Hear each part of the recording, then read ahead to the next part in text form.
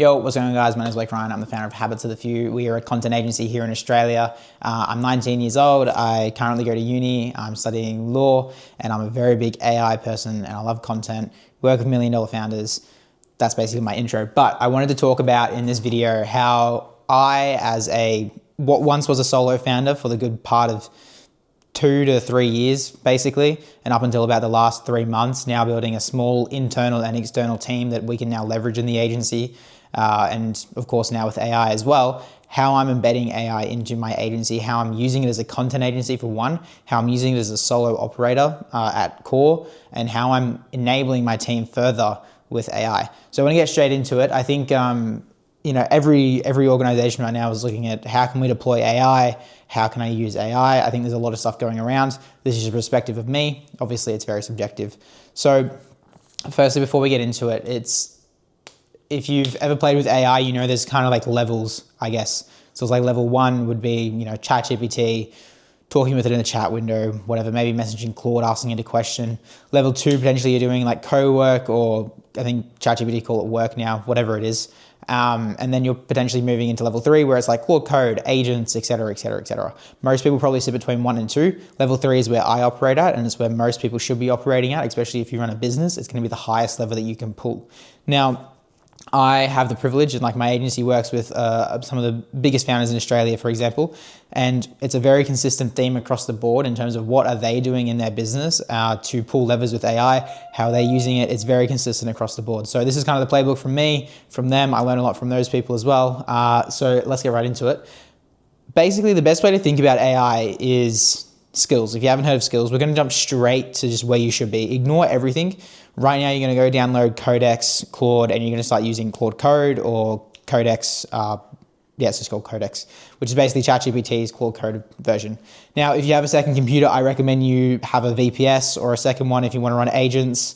I have an old MacBook Pro that I just use for this stuff. You don't need to go and buy a Mac Mini. You don't need to spend an exorbitant amount of money.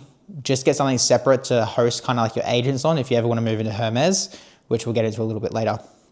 So then after you have Claude Code, whatever you've got, we're going to be setting it up. I'm going to call this native. So I'll use my company as the example, but obviously you'll call this, if you're Cookies Code, whatever, just call it Cookies Code. But I call it an operating system. So this is like a folder. So this is basically just a folder. If you're on Mac, Windows, whatever, just create a new folder. I would call it your company and then OS. And then this is where you're going to open up Claude Code or VS Code, which is also top tier hack. Use VS Code, get the extensions, save your life way better than any of the apps. Codex app is pretty good, so I would accept that. I would not use the Claude app if you can avoid it. But basically, you're going to create a folder and you're going to call it your OS. And now this is where you're going to do all of your work, and you're going to keep it contained in this environment, and it's going to help keep things very organized. So for example, in my OS, we have our site, our client portal, our MCP, our attribution linking, all this type of stuff is all in there so that I can just point my agent to that folder and say, hey, this is where we're working. And now this also helps with security as well. So, if you don't have a second computer and you're doing it on your main one, keeping Claude and these agents in a contained environment so they're not going out and just having full reign over your computer is really, really important because, as safe as they can be, they can make mistakes. So you want to try and minimize the potential of that happening as much as possible. Also, something that you want to do is GitHub. If you haven't looked into GitHub, I would create a GitHub account, and this is basically going to become your GitHub repo. Now, my advice would be to you is if you're a solo operator, this works perfect for you. If you're a team or you have a team, you want to build it so that it works for you first and then deploy it to your team, which we'll get into a little bit later. But yeah, connect it to a GitHub repo. That's basically like Google Drive for code. And it'll just make backups and you can access it if you go to another computer or you want to share it with someone on your team. They can then just download that. You can all collaborate, merge, pull requests, shit like that. It's really, really good for code and non-negotiable. So once we have this folder, the next part is then thinking about, okay, cool. We have basically a new employee. What do I want this new employee to do? Now, I always like to think of it, if you're coming at it from a solo operator perspective to start with, is, okay, I have this OS folder, right? If I just employed a super employee, like this is the one person, I'm giving them like a $300,000 pay packet, they're going to be doing absolutely everything for my business. What do I want them to be doing? So I would list out some of the things that potentially you do on a day-to-day basis, all of your operations, and figure out, okay, cool. I would even just speak to Claude. I would use Whisperflow and just like dictate it and ask Claude like, hey, this is everything that I do in my day. Document your entire day or week if you want to give it a bigger like sample size. Identify gaps and where it can help you. Now with this super employee, now the problem is we can point Claude to this, right? Or Codex, whatever it is. It doesn't have any skills. Now, if you don't know what skills are, they're basically like a markdown file, basically an SOP, how you should do a certain task that the agent understands. Now, the reason why skills are so important nowadays is because it doesn't matter what harness or like AI you use, whether it's Claude, whether it's Codex, whether it's if you go apply it to an agent down the line, these skills are transferable and they'll always come with you. So that's where it's really, really, really useful in terms of, right, cool. The OS is strictly skill-based. And that's like an overarching rule that I always have to make sure that it's like, okay, cool. I'm doing this work and it's not going to get destroyed or I'm not wasting my time. Because look, and I'm speaking from experience here. When I first started getting into AI, I did all these SOP, I did all this crazy shit, but you don't build skills. And then it becomes very hard to kind of move around and it's hard to grow. And you know, with the amount of tools that are changing left, right, and center, you want to make sure you have something that is going to stand the test of time, and skills are that. Just the same way that if you had an organization, you would have an SOP on like, this is how we do X task, and you would keep that and you would review it. Same thing goes for skills. So that will lead me into my next thing. It's like, now that you have kind of what you need it to do, I would ask it to create a skill. I'm going to give you an example. So something that we do at our organization is Outbound on Instagram. So we want to be finding people from Instagram, from YouTube, from LinkedIn, and then pulling them into one centralized database where I can then see their Instagrams, all this type of stuff. I then have the draft a cold outbound message, and then I send that outbound message, I mark it, and then I have something that will track that messaging chain to make sure, okay, cool, are they lost? Here's a potential follow-up. And then that is then also training the data to improve the skill and creating a self like improving loop so that stuff gets better over time, and we're collecting multiple data points at a granular level. Now that's the best thing we can do with AI is if we do it correctly, we get granular data at as a small organization, which isn't common, and we can make granular improvements and stack the small wins over a longer period of time, and over time grow and win rather than focusing on massive wins at the start. That was a little bit of a ramble, but basically, to explain this one process that if you run an agency or you're starting out cold outbound as like a leader, this is exactly what I would do. So you're going to start with like your input. So we'll get a little bit more into this as well later down the line, but I call them sub OSs. So I would call this Outbound OS. Now Outbound OS is where you're going to keep, and you're going to tell Claude or Codex, whatever, we're going to be creating an outbound process, the exact process of how I do outbound. And I want to keep everything controlled in there so that I can then create this like department for like my agents with all the skills relating to my outbound process. So for our outbound process, well, a subsection of it, we have multiple skills. We have scrape, right opener, follow up, analyze, and then feedback, right, at a high level. And basically, as I explained, so we will then go through and build out all of these skills individually. So I'll basically say, I'll point, Claude to this folder. I'll say, look, we want to do an outbound process. So then this becomes under that folder, it's a subfolder. And I'll say, look, what you can ask it as well if you're not entirely sure because you know you need to do it. Hey, look, Claude, I need to do like a sales process and I want to do outbound. What process would we do? And that's AI leveraged, cost effective, and something that's going to improve my situation. It's a really good way to go about it. So for this, our exact process, like I explained, we basically start with an IG as like the input. It then puts the leads in Notion. It will then write an opener. And then I will send, human send, Claude check, plus update.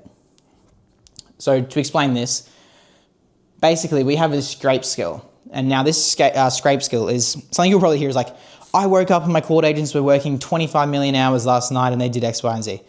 It's just a cron job, right? So we have created a scrape skill that relates to this, and it runs at 4 a.m., 5 a.m. every single morning. And what that does is it pulls in Instagram, YouTube, LinkedIn, everything on a set parameters of what our ICP is. So that skill gets trained on our ICP, and we'll then pull it in, we'll find it. It'll then put it into our CRM in Notion with like their links, what stage they're at. It'll score it, like, are they going to buy this offer, what is their potential value, what is their market size, what are their fit, and any other kind of notes that we'll have. And we can customize that skill there to what we want to know. And that's where you need to work with Claude to figure out, because again, it's like a super employee, figuring out, cool, what do I actually want? What information do I need?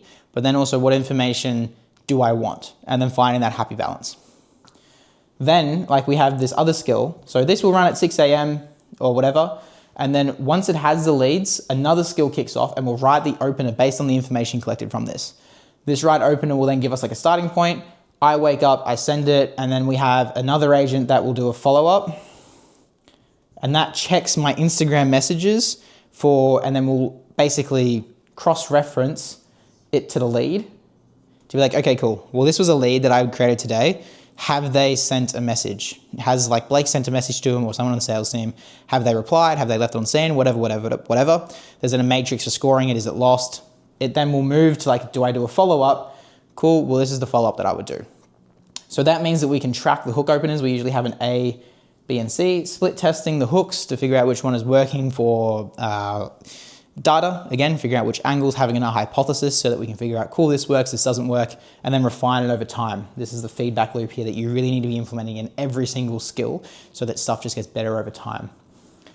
From that, Claude code every single night will then check what is moved through the pipeline. That all happens in this OS folder, and all it is skills, documenting every single step of this process. So what we did, to kind of get to this, just to recap, is I wanted to do outbound. I made an outbound folder and I said to Claude, cool, I want to do a sales process. If I didn't know what to do, I would just say, I want to do X, Y, and Z, help me create X, Y, and Z. Or you can also, if you have a process already documented, like we did here, we go to Instagram, we then put the lead in Notion, we then write an opener, we send the opener, and then we would track, did they open it, did they not? We found that the bottleneck was, in terms of time, what was costing us the most amount of time? Finding the leads, always. So we can automate that with Apify. If you're doing YouTube, YouTube is a YouTube data API. I think that's it. Apify is the best. It can be costly though. I think you get $5 a month of free credit. But exactly, so we looked at the time, all right, cool. We can then automate that with a skill. This is our process. Hey Claude, create us skills for every single step of the process so that we can start automating it. We created this great thing. It gets trained. It uses these APIs. You can ask Claude about, how do I set up APIs? How do I connect it? It'll explain it. Never ever paste your API token in the chat. Always paste it in the file. That's why VS Code is good. But anyways, we would look at the process. We're like, cool, we'll go scrape it, and we'll use that. So that then saves us countless hours of time. So then after that, we then write the next thing where it's like, okay, cool, well, now we need to write openers. So what we did is we basically went to YouTube. We have a sales playbook as well with like, how do we write openers, all this other type of stuff. We feed that as context to then train this skill on also another larger subset of data. So we go and look at like sales trainings, set of playbooks on YouTube, taking all this information and then feeding it into the skill to improve the skill and give us a better process rather than making it up ourselves or letting Claude make it up because it has no context. So we feed it the specific context for what we want it to do for that OS. And then everything gets better. And all we then say to it is, this is why running it on a VPS or another computer is really good, that's on 24/7, is then you can set up these cron jobs where at 3 a.m. or 4 a.m., this routine, it will just always run the skill. Same way as I would have to say, hey, let's do follow-ups. Instead, it just does it automatically. That is basically what these people are saying. It's like, it's doing X, Y, and Z for me. It's self-improving. It just does everything. It's just automations. So that's why having a VPS or a second computer is really, really important.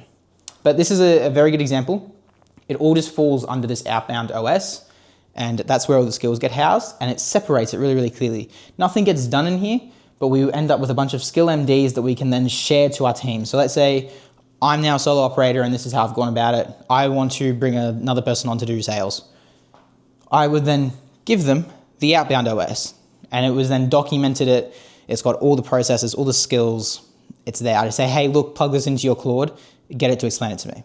And then you can start from there. Rather than having these long of like SOPs on how to do things, it's just the skills. And then your SOPs then become how to understand the skills so that the humans understand it, and then so do Claude. And then your Claude, if you build a how to write an SOP skill, can then write the SOP. That's how I would do it as kind of like a starting thing. Especially if you're like a solo founder or a solo operator, and this is how I started. Now I want to get into the next bit, which is if you had a team or potentially you're growing, right? So when you start growing, right, you may start doing, maybe you just started with one skill, which is the Outbound OS. Cool beans. But you want to do more. So for example, at our scale of agency and how fast we're growing, we have multiple departments, I guess you would say. We like to think of it as not necessarily being bigger than what we are, but we like to treat ourselves like an organization that is built to either sell, built to bring on teams, and categorizing things so that we can scale without hitting bottlenecks later down the line. So for insight, so again, we have the habit of the few OS, again, folder, repo, whatever. We then, like any larger organization, has departments, right? So for us, we have sales, marketing, fulfillment. Right, so just for example, like these are our three main departments. These all become OSs, and then they are subfolders that sit under this. So now the operating system for habits of the few is now massive. And the reason we split it up and think about it is cool, well, I have these separate departments, because it's basically like thinking about it as like an org chart. Think of the OS as the CEO. When we build out this folder, we can then say to it, hey, look, up here, and I'll get into this, we have an executive OS as well that I'll speak to about the end. But we then have an agent that we can put into this OS, and it now has these departments. It's like having an employee, having a CEO agent in there that then controls all these departments. So this is where this agent thing of having all these other agents and everything is just this is all it really is. But, if you think about it as that, it gets really easy to then figure out, okay, cool. Well, we have the habit of the few OS folder, which is if I was doing it, or your organization. And then we have 3-4 departments. What happens in every single department? So for fulfillment, right, for us, we have clipping. We have something like frame sharing. So frame.io sharing, like client reviews, and our Notion sync, right? For marketing, we have ads, organic content, my brand, it's like my personal brand. In sales, we have, of course, our outbound, and then we also have an attribution. Right, so this is a high-level example, right? And this could be massive for you. It depends on your organization, depends on what you're doing, and whatnot. But like we were just talking before, every single one of these is a process, right? So under fulfillment, you would have a skill folder for clipping, skill folder for frame.io sharing, or however you wanted to do it. You'd have a folder for ads, organic content, personal brand, attribution. Same way we had the outbound, right? So now it's okay, cool. The department is marketing. What are all the sub-processes under marketing? Cool. Well, then how do we tackle every single sub-process with the skills required the same way we'd want to enable a person? So I'll give you an example. For marketing OS, right, which is our big one now, we have our ads OS, our organic content, and my personal brand. Under every single one of those sub-areas, sub-folders, we have how to write content, how to find inspiration, how to create ideas, how to promote organic content to ads, how do we track ads, how do we find ad inspiration. My personal brand, it has everything in there around how do I speak, what are my inspirations, how does it fit into the ecosystem. These skills are like SOPs, and they are all built so that now Claude understands them, but because of the way we've organized it, when we get to sharing, I could then bring someone into the marketing department, right? So let's say I want to hire a social media manager. Back in the day, you would hire it, you would do training, everything like that, and you would give them all these SOPs and say, hey, look, this is your role. Here are the SOPs, here's how you do it. Now, if I wanted to hire a social media manager, and I've created, as the founder, executive, whatever, I've created this OS, and I now have a marketing folder with every single skill, training what I want, how it should be doing it. We've already done all the work, the process is already documented. I can basically employ a social media manager into this marketing department, for example.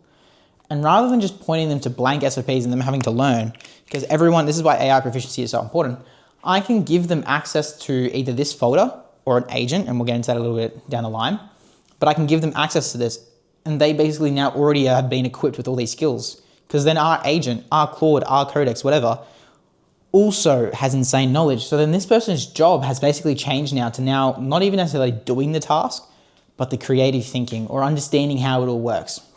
So that's where it's basically in my head, and the way I like to explain it is, again, it's a super employee.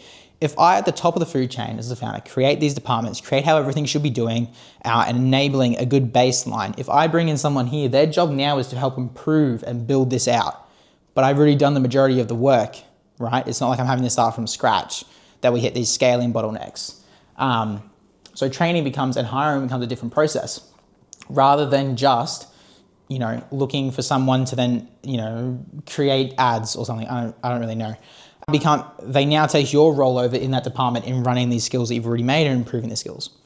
So this is the way I like to think about it. And now the power from this, and it's like level 2, obviously you have these departments and you have it running on your folder on your computer. Now shipping it to your team is completely different. Like we just said, you could either give them all the skills, but then you'll hit into an issue where if you start connecting things, you're sharing API tokens, etc., things like that, you don't really want to be giving that to your employees. At least I wouldn't personally. So your next bottleneck is now, how do I share this stuff? There's lots of examples. OpenClaw is one. Hermes Agent, if you haven't heard of them, basically runs on a VPS. You message it via Slack, Telegram message, whatever, and it will basically be equipped with these skills. So it is an option. I personally actually don't like either of them. We use Hermes Agent for a couple of skills within our team for them to use and utilize, and I'll get into this as well, my team is now being given a department, and now their charge is building out the skills for that department. That's another way you can go about it. If you don't want to build out everything, you can say, all right, cool, I'm going to hire a marketing person. I'm like, okay, cool. Well, you're on a task with building out a marketing OS for our company. And therefore, that's why AI proficiency is so important. That then becomes specific to our company. We can then use it. They're doubling the time input. Their input to build it once, they're creating leverage rather than just doing the task. And leverage is, we live in a world of leverage right now, especially with AI. So you want to build leverage as much as possible. So yeah, you can add it to Hermes, and then anyone can just utilize the skills because it's like an input. It's like asking a person with then all of that skill set and knowledge. It just knows what to do. The other way, again, is just sharing the skills to them, which again, you run into that issue. So you can kind of pick your poison, basically. If you're a solo operator, you're in the benefit, you just use your Codex or Claude and VS Code, whatever, and running under that folder. Now, really quickly before I close this off, is something that we have as well as like an executive OS, which basically sits above all of this.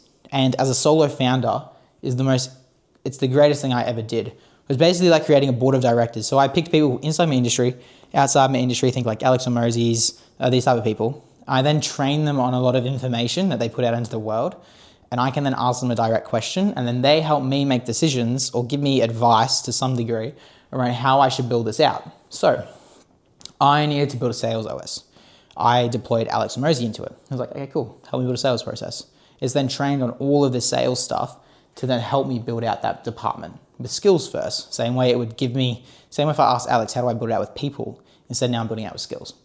So I think an executive OS is also really, really important. It can help you keep on top of things and is just going to create so much leverage. And I think this is the most easy way to keep AI running in your business and future-proof your business with skills. Skills. Building skills, building workflows, and building leverage is the most important thing that you can do.